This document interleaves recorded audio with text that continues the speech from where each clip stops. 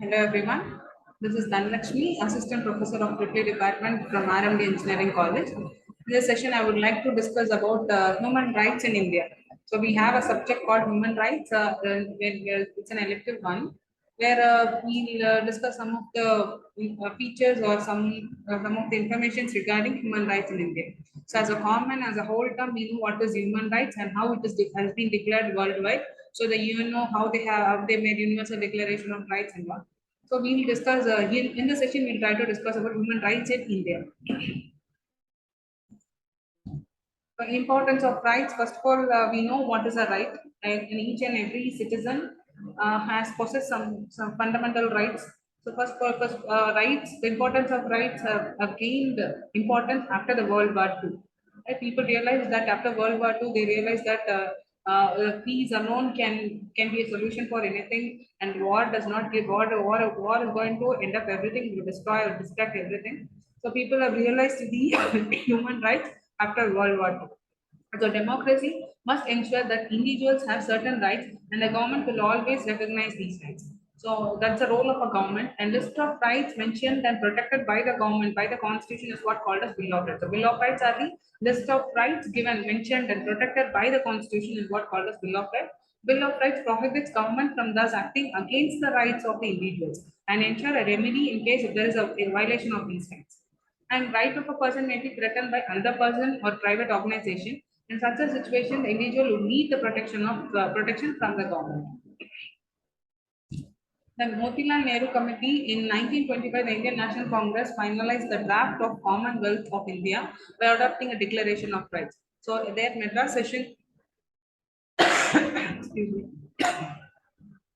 the Madras session of Congress held in the year 1927, and they demanded incorporation of a Declaration of Fundamental Rights.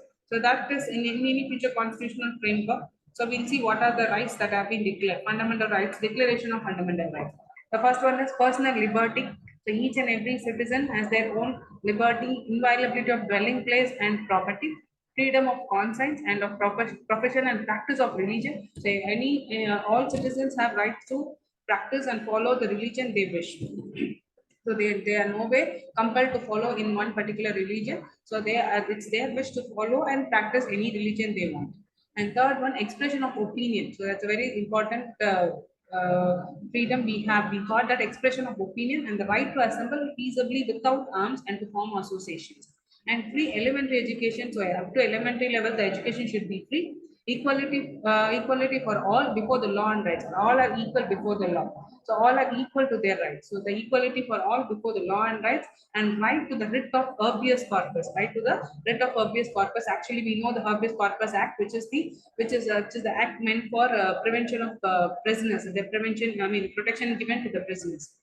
Right? Protection from punishment under ex post facto laws, non-discrimination against any person on grounds of religion, caste, or creed, anything. Right? There should not be any discrimination or any discrimination between people based on their religion, caste, sex, anything. So race. So all these things are there. Then equality of right in the matter of access to and use public roads and wells. So public property can be used by all. So that's equality of right in the matter of accessing the public property. Then freedom of combination and association for the maintenance and implementation of labor and economic factors. So there's a freedom of combining and associating for the labor and economic factors. It's there we have the freedom. Then right to keep and bear arms. For that, again, for specific reasons and people who have got license, they have the right to keep and bear arms. Equality of rights to men and women. Human rights and the Indian Constitution. Actually, the Constitution of Republic of India, which came into force on the 26th January 1950. So that we celebrate the 26th January as a Republic Day with 395 articles and 8 schedules. It's one of the most elaborate fundamental laws ever adopted. And the preamble of the Constitution. The preamble of our Constitution is to be sovereign, socialist, secular, democratic, republic. So these are going to be our these are these are our preamble. So preamble of the Constitution. The term democratic denotes that the government gets its authority from the will of the people. That's why the democratic. Our nation is a democratic nation where all the will have been. The government should get its authority from the will of the people, from the people's wish. then it gives a feeling that they all are equal irrespective of the race, religion, language, sex, and culture. So either it may be whatever, all are equal under no matters they should be discriminated. No matters they should be discriminated. That is the thing mentioned here.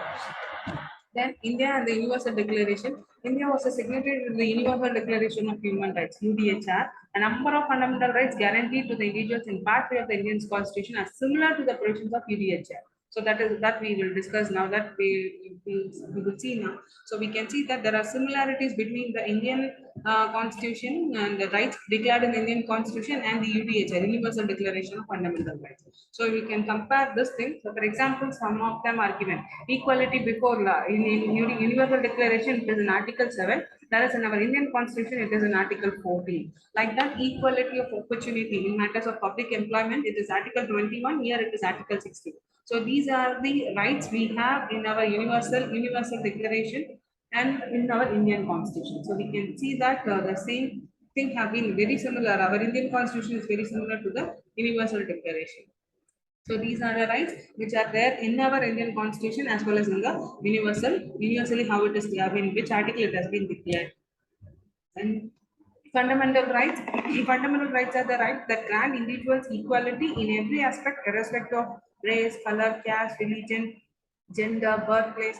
Right? So the rights are mentioned under Articles 12 to 35 of the Indian Constitution. There are predefined punishments in case of violation of these rights. And so if violations are there, then as a predefined punishments is also being mentioned in that.